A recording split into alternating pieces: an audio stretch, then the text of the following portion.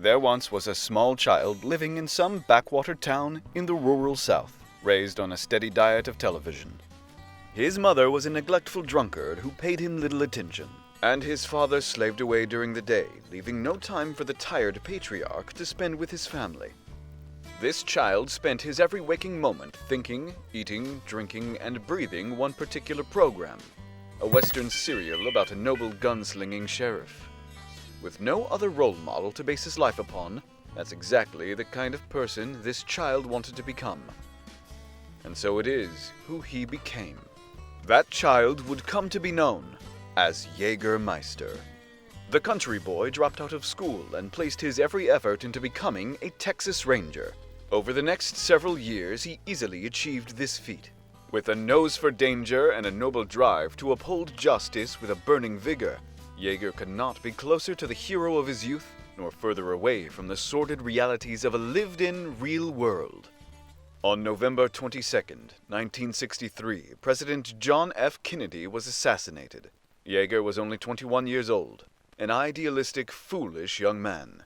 Little did he know that sticking his nose into this one particular case would turn the next 4 years of his life into living hell. The young cowboy was present that day in Dallas, watching the president's motorcade and providing additional support to the local police. There, he witnessed a series of exceedingly tall men dressed in black slickers and bowler hats, with stitched-together faces hidden by black glasses. Of course, the most unnerving observation wasn't their grotesque appearance.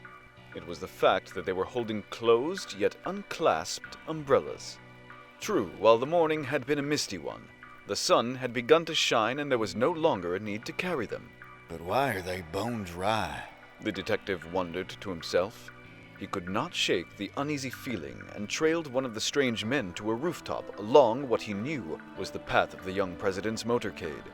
The strange man Jaeger was tailing nodded to one of his identical fellows waiting on the pavement below, who nodded to yet another down the road, and so on until the conspirators were all in concert with each other. Jaeger's target knelt before the building's ledge, wielding his umbrella as though it were a rifle. However, before the young ranger was able to confront his suspect, a swift blow to the back of his head rendered him instantly unconscious. The next time he awoke, he was in an unfamiliar space, strapped to an operating table being carted to unknown places by unidentifiable faces. His captors were concealed by white scrubs, smocks, surgical face masks, and caps. Despite his protests, the nurses didn't say a word. They only kept pushing him deeper into the depths of a grimy, dimly lit environment. Jaeger at least tried to take note of his surroundings to deduce where he had been taken. Surrounding him were sparse fluorescent lights hanging from the ceiling, yet hardly enough to keep the area lit. It almost felt like he was driving on a highway at night, with the occasional lamppost shining a spotlight on the road. In those moments, he could spot leaking pipes and concrete facades. It was clear he was underground, and certainly not in any traditional hospital. His gurney came to an abrupt halt once he arrived at the end of the long hallway. Just then, he heard a voice from within the room speak up. It wasn't one of the nurses carting him away, but a brusque voice with a thick German accent. "Line the cowboy man up to the next patient," the voice muttered. Jaeger was rolled along to one side of the room, and a tall, pallid man in a leather coat and a wide-brimmed hat smiled as he shifted into the cowboy's view. "You fucker," Jaeger spat, and quite literally so, in his captor's face. "Don't you know who I am? I'm a Texas fucking Ranger. You can't get away with this," he lectured. The pale German wiped away Jaeger's spit from his cheek. "The only reason I let you do that is we already took blood samples and determined you were in perfect health. I would hate to get hepatitis from a Boy Scout like you." Dr. Weird Science, one of the nurses interrupted as they stepped forward, ready with an injection. However, the slender man dressed in black lifted a hand to stop him and continued to address his captive. "I'm afraid much has happened since you were unconscious, Mr. Texas Ranger. Of course, we kept you that way so you couldn't say a word until you were transferred into our custody." The strange doctor, apparently named Weird Science, waved away the nurse and instructed them to begin the next experiment. "We'll get to you soon enough, Mr. Cowboy." But first, let us begin the second round of Gypsy Eye's experiments with a taste of superfluous dose. Jaeger watched in horror as he could do nothing while the patient next to him was restrained even further. Their straps latched tighter as a nurse filled an empty syringe with some unknown medicine from a bottle. This mysterious liquid was injected into a cannula attached to their arm and flushed into their system. Within seconds, the patient's body began to convulse, upon which Dr. Weird Science and his team retreated to a nearby room to watch the results unfurl. Jaeger could hear their conversation through the room's loudspeakers. The sedatives are wearing off. One of the nurses noted. The stand is acting out again. As with all the others, the results remain the same. Weird Science observed. Objects in the room were blown away by invisible forces, Jaeger watching the patient with tears of fear filling their eyes. Inevitably, their body fell limp, and the attached heart rate monitor flatlined. Weird Science reappeared, shaking his head in disappointment. How unfortunate, He lamented. I was hoping to prove myself wrong. But after so many trials... He trailed off, turning his attention back to Jaeger. Don't worry, Mr. Cowboy. We only try that on failed experiments who yield stands I have no desire to study. Jaeger watched as one of Weird Science's nurses filled a fresh syringe with the unknown medicine. He glanced down feverishly to see the same intravenous mechanism attached to his own arm. Weird Science continued as the medicine was delivered into Jägermeister's system. If you get lucky, you get to live. Jaeger's consciousness faded in that moment. His eyelids shuttered until all he could see was darkness. 4 years later, a new set of eyes crack open from that same black sea of memory. Overwhelmed by Jaeger's history having flooded her mind, Mina Moore had collapsed to the floor. Struggling back up to her feet, Mina is supported in her efforts by Theodore. Theo. Mina squeaks. Her friend tries to lay her down on a nearby couch in his studio, but Mina refuses to cooperate. You're pushing yourself too far, Mina. Rest for now. Theo pleads. Mina shakes her head.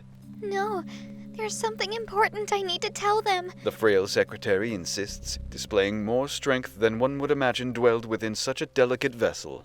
La Cantina isn't just a group of elite assassins. She reveals frantically. They're experiments. Disposable scapegoats. Mina collapses once more, but Theo catches her. Ignoring her stalwart demands to push on, he lays her upon the couch and insists she relent. With a heavy sigh, he attempts to placate her with a question. Whatever are you on about? There's more. The killer couldn't have been at the party. I need Jazmine and Alexa to know. What happens when someone is given a second dose of Gypsy Eyes? Any information that might help them identify the Square Biz killer. They need to know. Theo furrows his brow, now properly curious. A second dose? After taking a few seconds to compose herself and catch her breath, Mina wipes her brow of sweat and confirms what she saw through Jaeger's eyes. A second dose is lethal. Fuck you,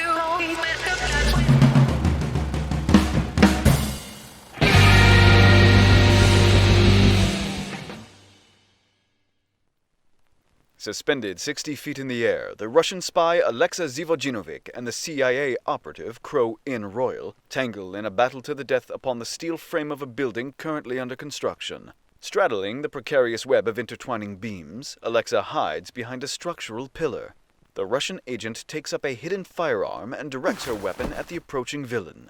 8 bullets. Crow mutters. As Alexa pulls the trigger, however, the gun clicks.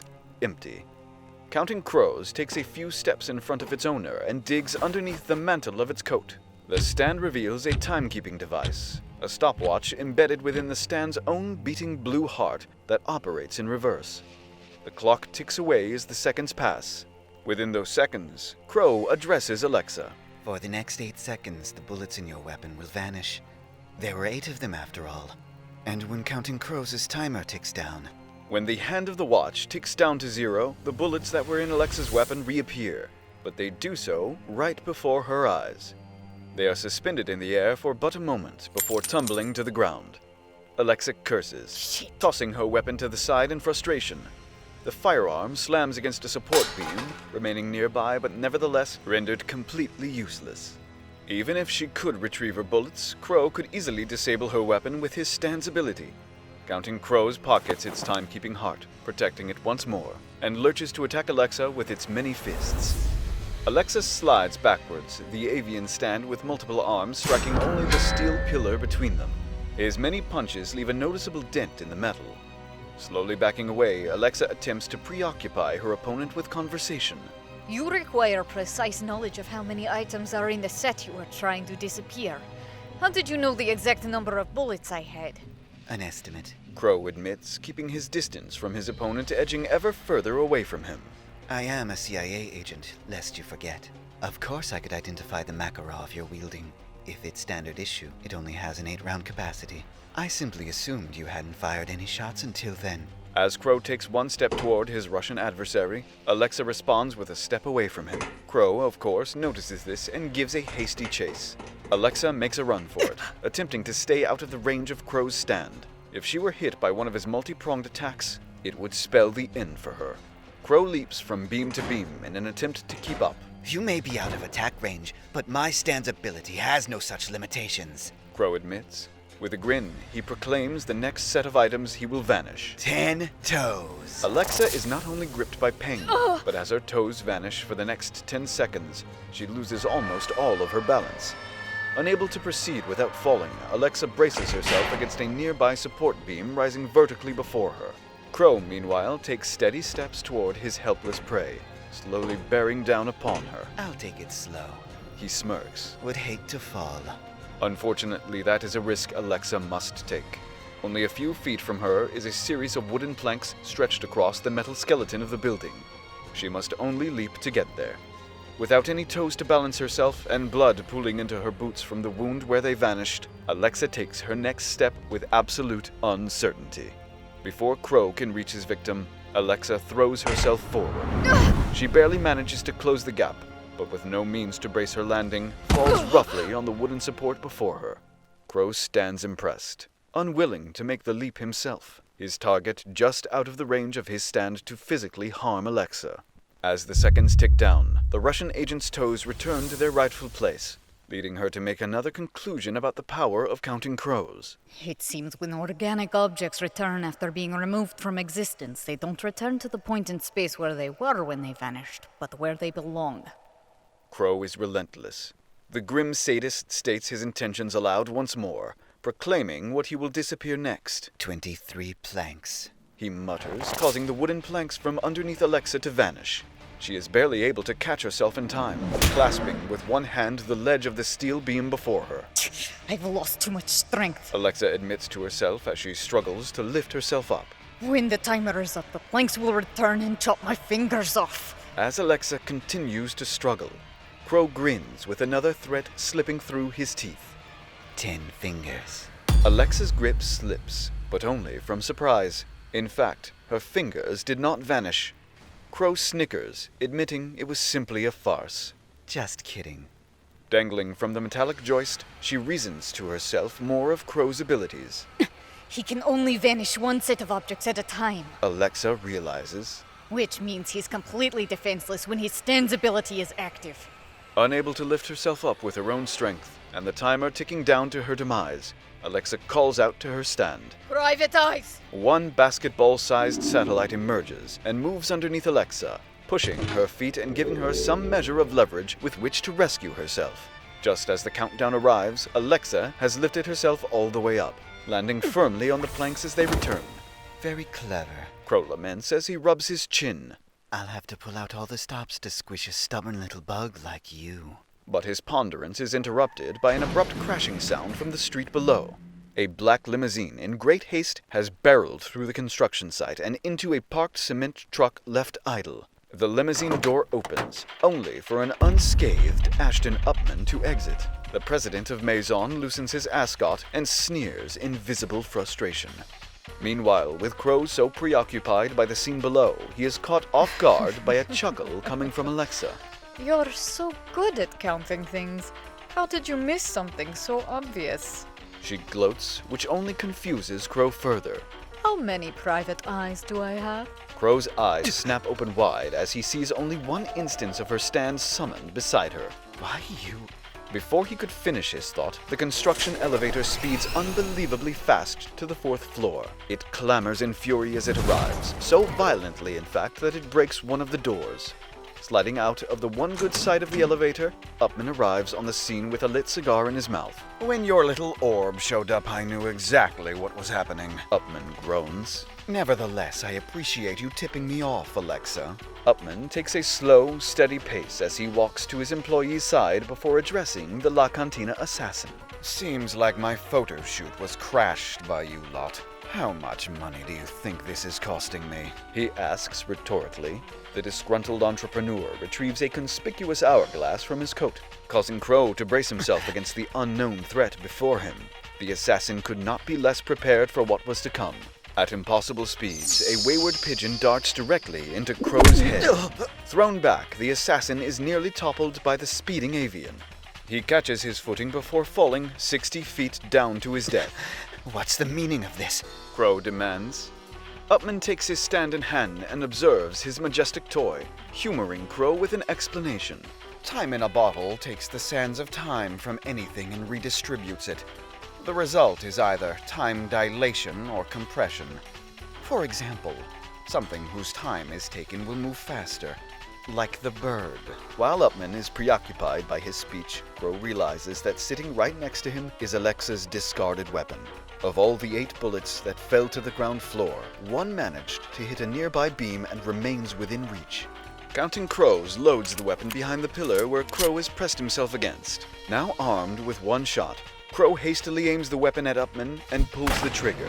However, the bullet travels painstakingly slowly, in a snail's pace, to reach the target.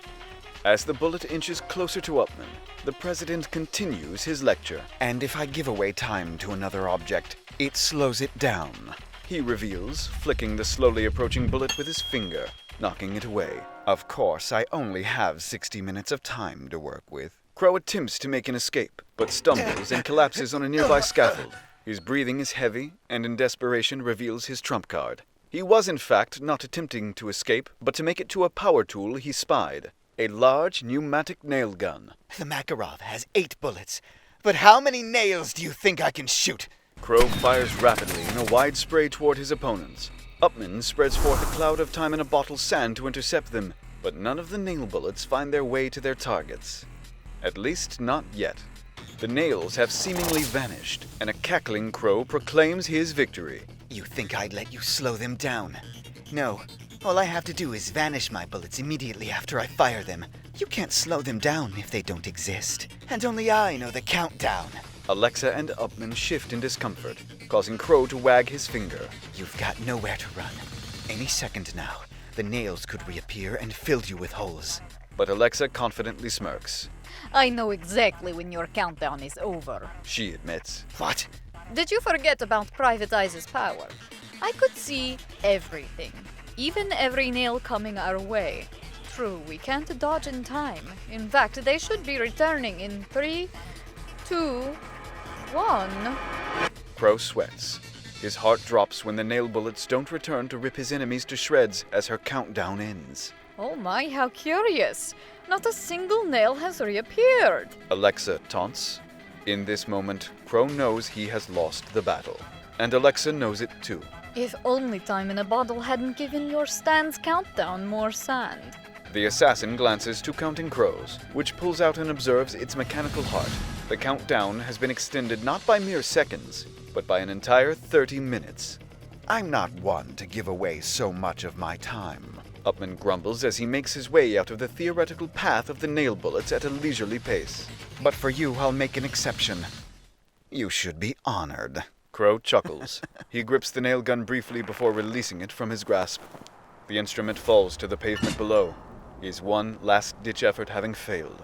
As his enemies make their way toward him, Crow lifts his hand as if commanding them to not come any closer. You don't want to be near me right now, Crow admits. This curious admission gives Upman and Alexa pause.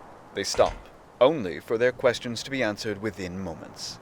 A single gunshot rings out, and Crow collapses, tumbling off the side of the makeshift tower. Alexa leaps forward, grabbing Crow by the arm to keep him from falling. The dreary assassin looks up at his savior, a look of confusion on his face. Why? He wonders. I'm not done with you yet. Alexa admits, straining against the weight of her captive. I need to know more. How much do you know about the Square Biz killer? How did Gypsy Eyes leak? Did the CIA develop it themselves, or... An ironic chuckle escapes him. Just who do you think shot me? Crow asks rhetorically. They won't let me talk. So just let me go already, before you're shot too. I can guarantee you, they don't miss. Crow's life begins to dwindle, causing the effect of his stand to weaken. The nails he shot earlier prematurely return to reality and fire into empty space. Alexa notices this, then glances up to just beyond the tarp where the sniper that shot Crow must be lurking. Have it your way. Alexa stubbornly rebukes. Let me just say this. He's standing underneath a water tower supported by exactly 12 beams. Her face twisted in remorse and regret, Alexa slackens her grip, and Crow smiles. His eyes close as he falls to his inevitable death. But before he hits the ground, the feathered martyr looks to the water tower in question and watches it collapse upon his killer.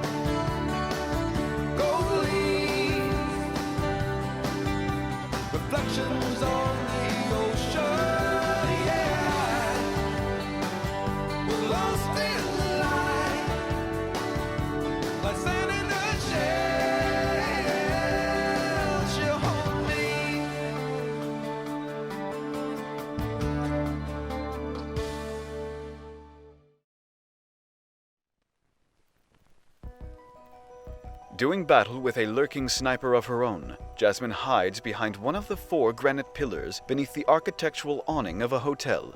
The bullets strike the pillar, but can't seem to find their way to Jazmine. Peeking from behind, Jazmine spies the fallen Weston, noticing him lying face up with a bullet wound piercing his vest.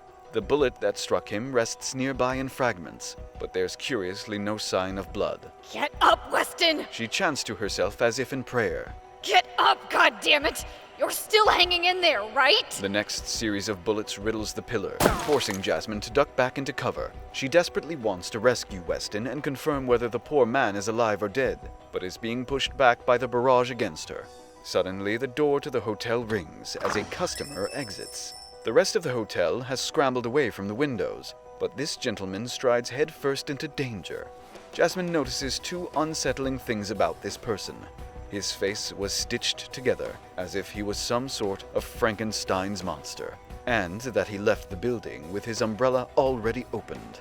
The moment these thoughts crossed her mind, the bullets heading her way managed to find a circuitous route to her, first hitting the ground, mysteriously ricocheting off the glass, and ultimately to Jazmine herself.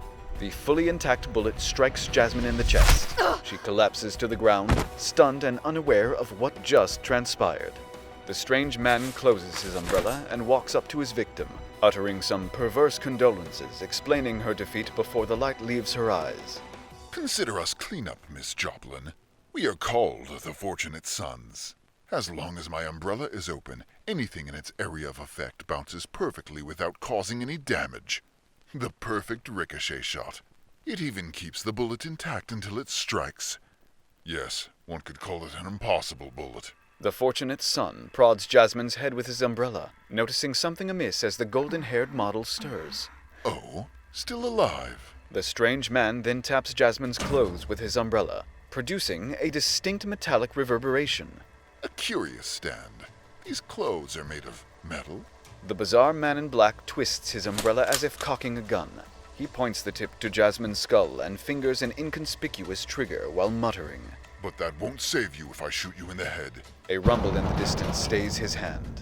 Glancing to the skyline, the fortunate son observes the sniper's nest of one of his allies as it is compromised. A rooftop water tower has collapsed, killing the very assailant that was targeting Jazmine moments ago. They got one of us. He wonders in confusion. He becomes even more bewildered when he notices that Jazmine has vanished from his sight. Darting his eyes across every avenue of escape, he spots Jazmine being dragged away, only catching her shoe turning a corner. Following in caution, the fortunate son comes across quite the sight. A tall man with long black hair he's never seen before, holding an unconscious Jazmine in his arms. Steiner Optics, Jazmine's self-proclaimed biggest fan, has intervened and issues a threatening admonition. I won't let you hurt her. Before the fortunate son tries to take another step, he feels his leg snagged by some unknown snare. Glancing down, he realizes a slimy tentacle has wrapped itself around his foot. As his eyes follow the strange appendage, he traces it back to its source. A tall, slender figure garbed in skin-tight black leather, with a head resembling an octopus. Optics announces the name of this entity. Now you'll answer to me. And Dreamweaver.